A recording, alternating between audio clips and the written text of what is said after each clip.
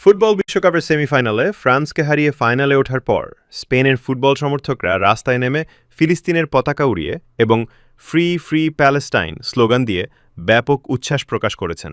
বিশ্বকাপের ফাইনাল নিশ্চিত করার পর স্পেনের রাজপথে দলটির সমর্থকদের এই উদযাপন বিশ্বজুড়ে ফিলিস্তিনপন্থী সাধারণ মানুষের মধ্যে বড় আলোড়ন তৈরি করেছে।